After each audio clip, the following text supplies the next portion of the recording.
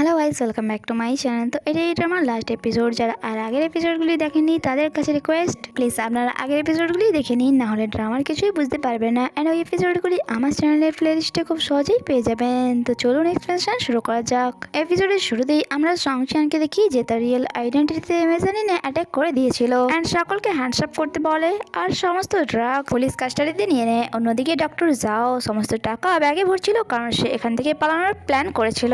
যখন কি ওয়েইচেন তো এখনো সংচিয়ানে আসার অপেক্ষাতেই ছিল। ডক্টর জাও বলে, এখনো তুমি কি করছো? তাড়াতাড়ি এখান থেকে আমাদেরকে পালাতে হবে। ওয়েইচেন বলে, তুমি কি বলতে চাও? পালাতে হবে মানে? তুমি তো বলেছিলে আমাদের বিজনেস তুমি সকলের নজর থেকে লুকিয়ে রেখেছো, তাহলে এখন এমনটা কেন বলছো? এন্ড আমার তো সংশয়ানের সাথে বিয়ে হওয়ার কথা ছিল, আর এখন তুমি এখান থেকে আমাকে পালাতে কেন বলছো? ডক্টর জাও বলে, বোকা মেয়ে, সে এক পুলিশ অফিসার, তুমি এখনো দাঁড়িয়ে এখানে অপেক্ষা করছো? ওয়েইচেন তো বিশ্বাসই করতে পারছিল না, তাই ডক্টর জাও মেজানিনে সিসিটিভি ক্যামেরা রেকর্ড তাকে দেখায়। এই দেখো, সে নিজেই পুলিশদেরকে নিয়ে এসেছিল আর সেখানে সমস্ত ড্রাগসও পুলিশকে দিয়ে দিয়েছে। যা দেখে ওয়েইচেনের তো অনেক বেশি রাগ হয় অ্যান্ড তার চোখে পানি চলে আসে আর বলে, সংশয়ান তুমি আমাকে এভাবে ঠকাতে পারো না। আর তাকে কাঁদতে দেখে ডক্টর জাও সান্ত্বনা দেয়, মাই সুইট সিস্টার, তুমি কান্না করো না, তোমার এই চোখের জলের বদলা আমি তার থেকে অবশ্যই নেব। অ্যান্ড ওই ড্রাগসও যা সে পুলিশকে দিয়ে দিয়েছে। নেক্সট সিনে আমরা সংশয়ানকে দেখি সে এখনো ইমাজিনের কাছেই ছিল। তখনই তার কাছে ডক্টর জাওয়ের ভিডিও কল আসে, যে তাকে বলে, তোমার একটি মূল্যবান জিনিস আমার কাছে আছে, এই দেখো তোমার গার্লফ্রেন্ড। যদি তুমি ওই সমস্ত ড্রাগস নিয়ে এখানে না আসো তাহলে আমি তোমার গার্লফ্রেন্ডকে মেরে দেবো। বাট নিয়ান বলে, সংশয়ান তুমি এখানে এসো না, কারণ এটা শুধুমাত্র তার একটি জাল, তাই তুমি তার ফাঁদে পা দিও না। যা শুনে ডক্টর জাও তাকে থাপ্পড় মারে অ্যান্ড বলে, নিজের মুখ বন্ধ রাখো। আর তার সাথে সাথে কলও কেটে দেয় অ্যান্ড তাকে বলে, আমারই ভুল হয়েছে, যখন তুমি ওখানে ইনভেস্টিগেশন করতে গিয়েছিলে তখনই আমার তোমাকে আটকানো উচিত ছিল, তাহলে আজ এই দিনটা আমাকে দেখতে হতো না। নাই তুমি সেখানে যেতে আর নাই তোমার মনে আমি ছাড়া অন্য কারোর জায়গা হতো। বাট কোনো ব্যাপার নয়, সে এখানে আসার পর তাকে আমি মেরে ফেলবো আর তারপর আমরা এখান থেকে অনেক দূরে চলে যাব। নিয়ান বলে, তুমি কি বোকা? তোমার সাথে অ্যাব্রোড যাওয়ার থেকে আমি এখানে মরতে পছন্দ করব। যা শুনে ডক্টর জাও তার উপর চেঁচায় অ্যান্ড বলে, আমার মধ্যে কমই কি আছে যে তুমি সবসময় আমাকে রেসিস্ট করো? নিয়ান বলে, তুমি আমার মমকে মেরে ফেলেছো, এটা জানার পরও তোমার কি মনে হয় আমি তোমার সাথে সারা জীবন কাটাবো? ডক্টর জাও তাকে ভালোবেসে বোঝায় যে আমি এমনটা করতে চাইনি, বাট কি করতাম, তোমার মম আমার সিক্রেটের ব্যাপারে জেনে গিয়েছিল, তাই আমাকে বাধ্য হয়ে এমনটা করতে হয়েছে। নিয়ান বলে, যদি এমনটাই হয় তাহলে এখন তো আমিও তোমার সিক্রেটের ব্যাপারে জেনে গিয়েছি, তাই আমাকেও মেরে ফেলো, দাঁড়িয়ে দেখছো কেন, মারো আমাকে। বাট ডক্টর জাও তো তাকে ভালোবাসতো, তাই সে তাকে বলে, দেখো আমি যেটা করতে চাই না তাই সেটা আমাকে করতে বাধ্য করো না, যতই হোক আমি তোমাকে ভালোবাসি, তাই এভাবে মরতে আমি তোমায় দেবো না।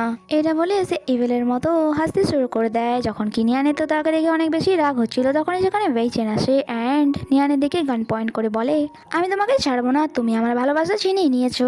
যখন কি ডক্টর জাও তার হাত সাইডে করে দেয় অ্যান্ড বলে, তুমি কি পাগল হয়ে গিয়েছো? যদি নিয়ান মরে যায় তাহলে আমরা সংশয়ানকে নিজেদের কন্ট্রোলে কি করে করবো? ওয়েইচেন অনেক রেগে বলে, সে আমার ফিউচার হাজব্যান্ডকে চিনে নিয়েছে, তাই তাকে আমি এভাবে কি করে ছেড়ে দিতে পারি? ডক্টর জাও বলে, বোকামে, তুমি কি এখনো বুঝতে পারছো না যে সে তোমার সাথে নাটক করছিল?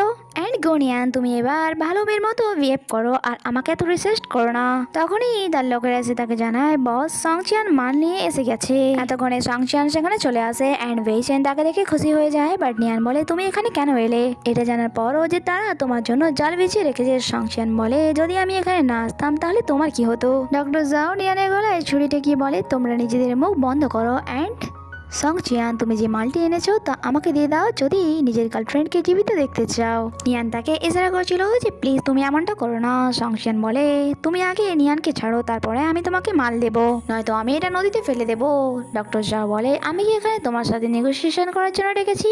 সংচিয়ান বলে, তোমার কি মনে হয় আমি এখানে নেগোসিয়েশন করতে এসেছি? ডক্টর জাও তার কথায় রাজি হয়ে যায় অ্যান্ড বলে, সবার প্রথমে তো নিজের গান বের করে সামনে রাখো, তারপর এক হাতে মাল দাও অ্যান্ড আর এক হাতে গুনিয়ানকে নাও। তার কথা মতো সংশয়ানও গান বের করে রেখে দেয় অ্যান্ড ডক্টর জাও নিয়ানের গলা থেকে নাইফ সরিয়ে নেয় অ্যান্ড তার হাতও খুলে দেয় আর বলে, আমি 3 পর্যন্ত কাউন্ট করব অ্যান্ড আমরা দুজনেই একসাথে এক্সচেঞ্জ করব। 3 গুণের সাথে সাথেই সংশয়ান তার দিকে ড্রাগসে ভরা ব্যাগ ঠেলে দেয় অ্যান্ড সে নিয়ানকে। বাট এই ব্যাপারটা ওয়েইচেন যেন ঠিক হজম করতে পারে না অ্যান্ড সে বলে, গুনিয়ান তোমার বেঁচে থাকার কোনো অধিকার নেই। এটা বলে সে তাকে শুট করে দেয়, বাট তার গায়ে গুলি লাগতো অ্যান্ড নিয়ানের গুলি লাগার আগেই সংশয়ান তার সামনে চলে আসে অ্যান্ড ওই গুলিটি গিয়ে সংশয়ানের গায়ে লাগে। আর যা দেখে দেখে বেচারার একদমই ভালো লাগে না, কারণ যতই হোক সে তাকে ভালোবাসতো।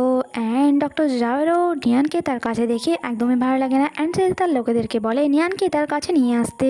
তাকে নিয়ে আসার আগে তার লোকেরা এসে তাকে জানায় যে বস বাইরে পুলিশ চলে এসছে। অ্যান্ড সে কারোর পরোয়া না করে বেচারার হাত ধরে সেখান থেকে পালানো শুরু করে। বাট অনেক লেট হয়ে গিয়েছিল, কারণ পুলিশরা তাদেরকে চারিদিক দিয়ে ঘিরে ফেলেছিল আর তাদেরকে ধরে সেখান থেকে নিয়ে যায়। এদিকে নিয়ান সংচিয়ানকে সামলাচ্ছিল, সাথে সাথে তাকে বকাও দিচ্ছিল যে তুমি এত সেলি কেন, সবসময় আমার প্রাণ বাঁচানোর চক্করে নিজেকে বিপদে কেন ফেলো। তার এই কথার জবাবে সংচিয়ান বলে কারণ আমি তোমাকে হারাতে চাই না, আর প্লিজ তুমি এভাবে কিন্তু না, নয়তো আমার আরো বেশি কষ্ট হবে। তারপর সংচিয়ান অজ্ঞান হয়ে যায় অ্যান্ড নিয়ান অনেক বেশি ভয় পেয়ে যায়।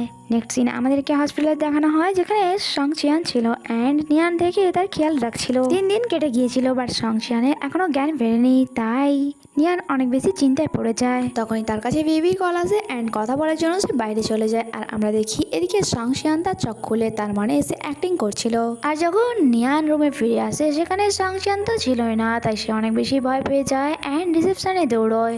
নেক্সট সিনে আমাদেরকে সংচিয়ানকে দেখানো হয় সে তার ডিটেকটিভ গেটআপে ছিল অ্যান্ড আমাদেরকে নারেটিভ ভয়েসে শোনানো হয় যে তার কোনো এক অফিসার তাকে বলেছিল অফিসার জ্যাঙ্কের ডেথ হয়ে গিয়েছে অ্যান্ড তোমারও প্রাণের পেছনে কেউ পড়ে আছে, তাই আমরা তোমাকে একটি নিউ আইডেন্টিটি দিচ্ছি, ততদিনের জন্য তুমি নিজেকে কোথাও লুকিয়ে নাও। এরপর আমাদেরকে 1 বছর পরে সিন দেখানো হয়, যেখানে বিবি নিয়ানকে কল করে বলে আজ রাতে আমি তোমার জন্য ব্লাইন্ড ডেট ফিক্স করেছি, তাই প্লিজ আর মানা করো না, ওই বেইমান মানুষটির জন্য আর কতদিন ওয়েট করবে যে তোমাকে কষ্ট দেওয়া ছাড়া আর কি দিয়েছে। তখনই আমাদেরকে এক পার্সনকে দেখানো হয় যাকে একদমই সংসারের মতো লাগছিল। তখনই নিয়ান বলে ওকে আমি রেডি হয়ে তোমার কাছে যাচ্ছি, এটা বলে সে পেছনে ঘুরে যায় অ্যান্ড সংসান তার সামনে থেকে এলিগেটরে চলে যায়। নিয়ান ফরেন আবার পেছনে ঘুরে, বাট এতক্ষণে এলিগেটর বন্ধ হয়ে গিয়েছিল। তারপরেও নিয়ান সারা হসপিটালে তাকে পাগলের মতো খুঁজে যাচ্ছিল অ্যান্ড শেষমেশ তাকে দেখতে না পেয়ে সে বাইরে চলে আসে তাকে খোঁজার জন্য। সে আশেপাশে তো খুঁজছিল, বাট ওই কারে তার নজরই যায়নি, যাতে বসে সংশিয়ান সেখান থেকে যাচ্ছিল অ্যান্ড কারের মিররে নিয়ানকে দেখে যাচ্ছিল। অ্যান্ড এখানে এই এপিসোডটি শেষ হয়। বন্ধুরা আপনাদের হয়তো মনে আছে যখন সংশিয়ান নিয়ানকে বলেছিল যাই হয়ে যাক না কেন কখনো আমার জন্য নিজের মনে কোনো জায়গা করো না, তার এই কথা জবাবে নিয়ান বলেছিল হ্যাঁ আমি জানি, কারণ আমরা চাইলেও কখনো একসাথে থাকতে পারবো না। আর সংশিয়ান চায় না যে নিয়ানের কোনো ক্ষতি হোক, তাই সে তার থেকে এই দূরেই থাকতে চায় যাতে নিয়ানের কোনো ক্ষতি না হয়। তাহলে বন্ধুরা এই স্টোরি থেকে আমরা যেটা বুঝতে পারলাম, শুধুমাত্র ভালোবাসার মানুষটাকে যে কাছে পেলেই ভালোবাসা হয় এমনটা নয়, দূর থেকেও ভালোবাসা যেতে পারে যদি আপনি তাকে মন থেকে ভালোবাসেন। এই সুন্দর ড্রামাটি এখানে হ্যাপি এন্ডিং হয়ে যায়। দেখা হচ্ছে আবার একদিন নতুন ড্রামাতে, ততক্ষণের জন্য স্টে কানেক্টেড, বাই বাই।